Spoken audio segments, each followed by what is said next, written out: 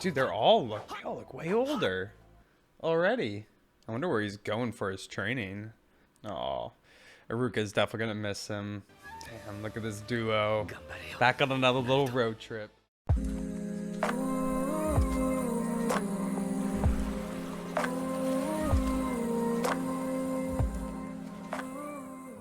Hey, what's going on, everyone? Welcome back. Today we will be finishing off OG Naruto. Man, it's gone way too freaking quick, y'all. It's been a little bit. I took a pretty, not a big break for me in between the last set of episodes and this one because I got really sick. I don't know if y'all can hear. I'm still like a little bit congested and stuff, but man, I was out for the count last week. But yeah, in these episodes, we're going to do episode 141, 142, and 220. I guess just the canon scenes of those. I'm going to try to like get the timestamps and whatnot. Shout out to the patrons for providing those. Yeah, I'm gonna kind of try to skip around the fillers so we can get to Shippuden as fast as we can. Definitely more interested in more of the canon stuff, but maybe we'll go back and watch some of the Naruto OG movies at some point as well. I've heard some good recommendations on those. Yeah, dude, last episode's crazy. I'm very curious on how these canon moments are going to like wrap up OG Naruto, and then like how it's going to transition to Shippuden. You know, in the review I talked about how I know that there's a time skip between Naruto OG and Shippuden, so I kind of feel like they need to leave it off on some point here that makes, I don't know, just ties it up together a bit more, because the last set of episodes was more just focused on how Sasuke and Naruto's fight resolved and, you know, kind of the fallout of that to a degree. I mean, I guess they have it a little bit with Jiraiya talking to Naruto and Sasuke talking to Orochimaru, so maybe they have it a bit, but I guess I'm curious on if this is going to kind of like set up the next, you know, just jump to Shippuden, or if it's going to be more about kind of like tying in some gaps around the characters in the OG Naruto story. But also shout out to some of the patrons around the last set of episodes with, they called out a few things around the fight between Sasuke and Naruto that I didn't really notice my first time through. I've rewatched it with my girlfriend, I rewatched it by myself, but one of the scenes in particular they talked about was how in that final clash between Sasuke and Naruto with Chidori and Rasengan, that they both ultimately threw their punches, right? Like Sasuke was going to stab Naruto, and at the last minute he like changes his mind and changes it to fist just to punch him instead. And then Naruto, you know, goes to scratch his headband. I'm not sure if Naruto, like, to me, it kind of seemed like Naruto was always just going to go for the headband, because like that's the point he was trying to prove. Like he would lay his life on the line for Sasuke just to prove this point to him. But I don't know. It's very interesting seeing kind of how the fight twisted at the end there and whatnot. Man, definitely the peak moment of OG Naruto, no doubt. All right, y'all. I think we'll go ahead and skip over the character ratings since this is kind of gonna be a short one. I think if y'all want to see the character ratings from the last set of episodes, just go ahead and check out the review section. But yeah, we'll go ahead and get into this. If y'all enjoy these reactions, consider dropping a like, subscribing, commenting, all the good YouTube shit. Check out the Patreon in the link below. We'll be 4 weeks ahead there. Honestly, at this point, when it comes out on YouTube, we'll probably be in Shippuden time already. So if y'all want to kind of just jump into Shippuden with me, go ahead and check out the Patreon. But yeah, let's go ahead and get into these episodes, y'all.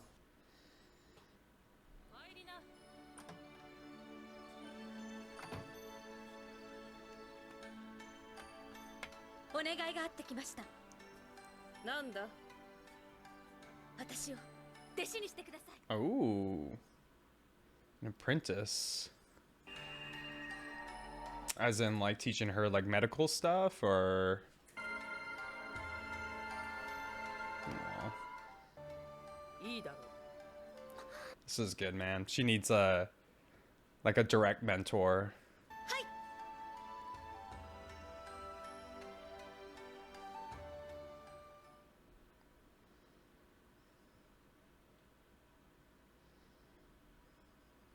Okay, interesting. So basically just getting, I guess, confirmation that Sakura is kind of looking for a more direct mentor.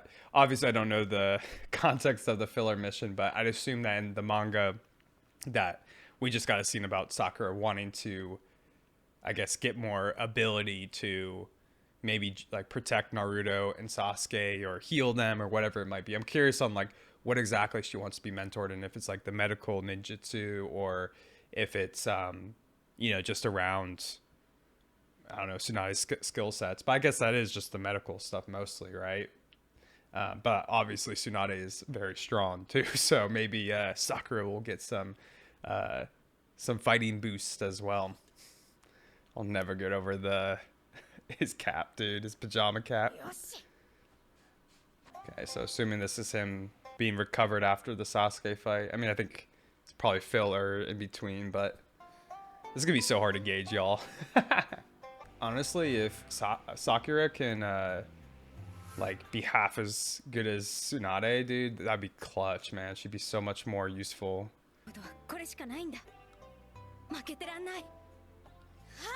Yo, Akamaru looked way older already.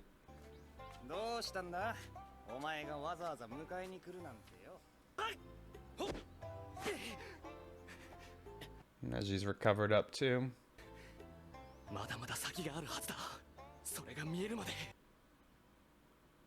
Oh, he's practicing with him. Oh, good, man.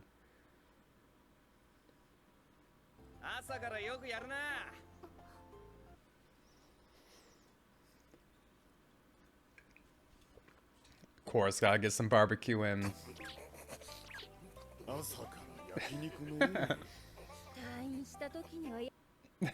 He's getting it all back, man.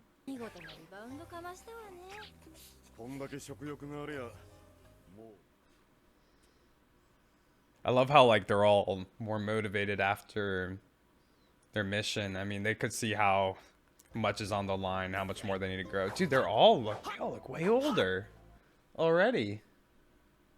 How much time was supposed to go from the last episode to this?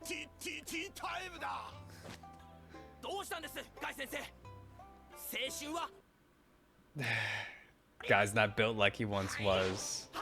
Oh. Tenten.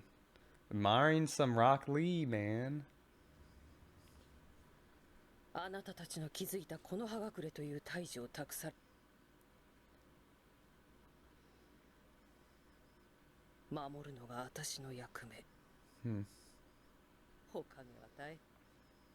Yeah, you got a big name to live up to.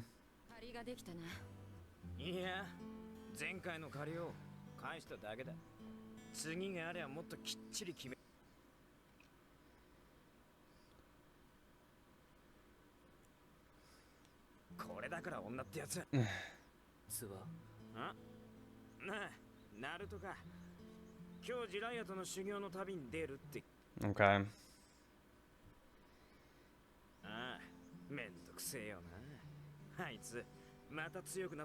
He's gonna be even more of a handful, probably, right?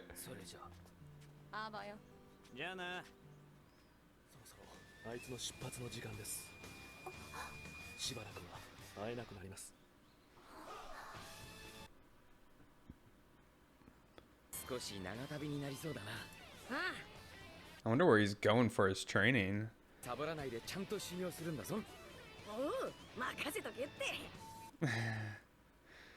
You'll know he'll do both for sure.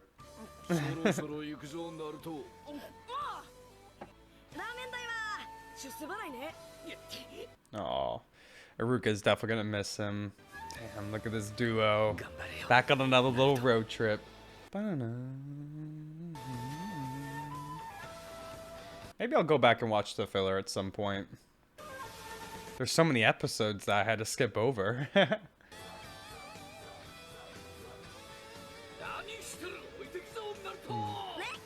Damn, I'm getting goosebumps just from the soundtrack. You're not gonna get to say goodbye, Hinata?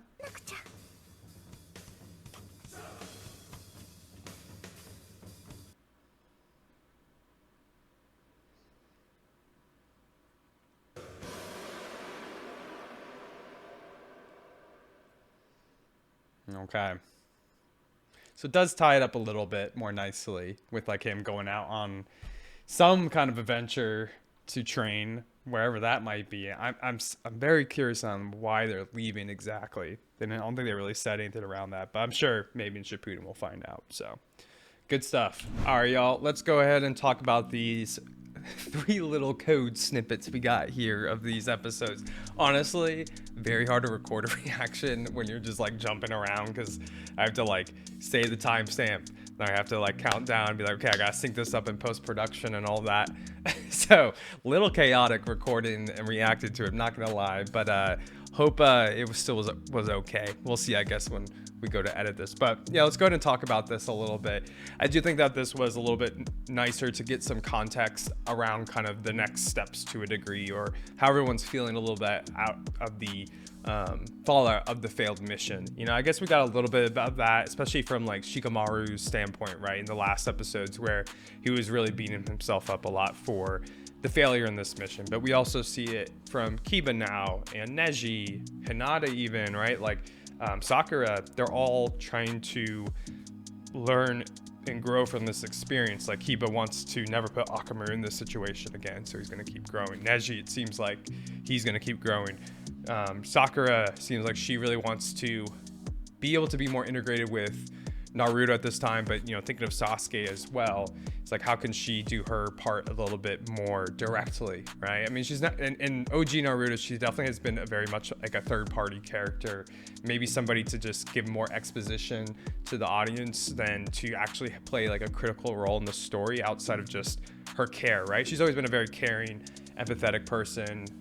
You know, she's a caretaker. That's been her role in OG Naruto. But as like in the storytelling as a whole, she's more so been like that character to just kind of give the exposition and explain stuff, right? And it kind of makes sense because she's a smart character type. Like she's very, she can kind of read situations and people well. But I am looking forward to her learning this medical jutsu now and being under Tsunade. I think one, you know, obviously it's very clear she's going to learn how to heal people now, be really useful directly in Shippuden, but I'm also hoping that she learns some of like the techniques that Tsunade has around like attacking creatively with the medical ninjutsu, right? Like, you know how like Kabuto like cut tendons and all that, and I think she did something similar as well. So really curious about how Sakura is going to grow, especially in this, but cool to see in general how all their characters are taking inspiration from that failed mission and kind of what the next steps are here.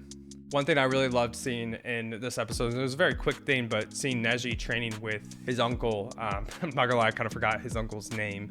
I remember it being very similar to Neji's father's name, but yeah, you can kind of see that the Branch family and that dynamic is kind of already being broken apart, but you can tell that that wall that's been between them is kind of being broken down when you know, the Branch family is directly training with the head of the family. So I really like that moment. I think it's a very small thing, but you can see that they are working together now versus kind of being at odds to each other. I'm wondering if we'll ever get more on the Branch family and all that stuff in Shippuden, or if it's kind of going to be more of like a background thing, just as like a contextual thing for the Hyuga dynasty, or Hyuga family, I guess, Hyuga family in general, right?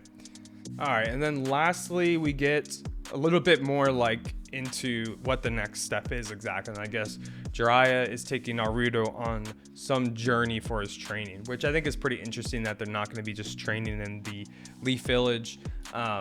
You know, it makes me very curious on like what exactly they're going, like where they're going to. Is he going to be training Naruto with more people, like different shinobi from different villages? Or is there like a special training spot? Very curious on that part of it. I'm sure that'll get explained more in Shippuden, but I do like how they've set this up, that we do have like a little bit of a next step before like we just jump to Shippuden here. Like they're out to go on to their training, versus the last set of episodes where they're kind of just like talking about how they're going to start training. So cool to see that. We see how, you know, Naruto leaving is impacting like people like Hinata as well. Everyone knows that Naruto is going on this journey, and it almost like puts pressure on everyone else to be like, all right, we got to keep getting stronger too, man. And probably my favorite part of these episodes was when Naruto's about to leave and he looks up at the fourth Hokage, and he's, you know, he raises his fist and he says, keep your eyes on me. Really interesting. I'm kind of curious where that's coming from. I mean, I know that Naruto obviously knows that the fourth Hokage has a big part to do with him and the nine-tailed being sealed within him, but I'm curious about if there are still any other connections between them. That's the biggest mystery in Naruto so far, is like Naruto himself. Like, did he have parents? Was he just kind of born out of this? What's the full relation to him and the fourth Hokage? Still very much on my mind. But yeah, pretty short stuff, to be honest. Like, not a ton here, but now we're ready for Shippuden, baby. Let's go. Honestly, I'm not too sure like when I'm gonna start it. I know I gave a lot of y'all an update on Patreon. If you're seeing those on YouTube, this is probably all. You don't even need to worry about this. But I'm planning on taking like a little break to maybe do like a review of Naruto or something, or a tier list or something like that. I think that'd be fun to do. But honestly, I'm probably gonna try to jump in as soon as I can, because it left off on a pretty big damn cliffhanger with Sasuke leaving.